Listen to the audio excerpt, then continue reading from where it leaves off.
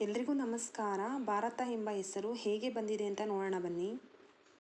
ಭಾರತ ಎಂಬ ಹೆಸರಿನ ಮೂಲ ಹಿಂದೂ ಪುರಾಣ, ಇತಿಹಾಸ ಮತ್ತು ಸಾಹಿತ್ಯದಲ್ಲಿ ತಲೆದೋರುತ್ತದೆ.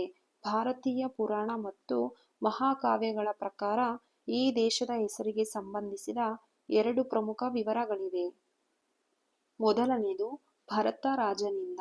ಪುರಾಣ ಪ್ರಕಾರ ಭರತನು ಶಕ್ತಿಶಾಲಿ ರಾಜನಾಗಿದ್ದು, ಆತನ ಹೆಸರಿನಿಂದಲೇ ದೇಶಕ್ಕೆ ಭಾರತ ಎಂಬ ಹೆಸರು ಬಂದಿದೆ. ಭರತನು ದುಷ್ಯಂತ ಮತ್ತು ಶಕುಂತಳೆ ಮಗನಾಗಿದ್ದನು. ಅವನು ಸಮೃದ್ಧಿ, ಶಕ್ತಿ ಮತ್ತು ನ್ಯಾಯದಿಂದ ಆಳಿದ ರಾಜನಾಗಿದ್ದರಿಂದ ಆತನ ಗೌರವಕ್ಕಾಗಿ ಈ ದೇಶವನ್ನು ಭಾರತ ಎಂದು ಕರೆಯಲಾಯಿತು.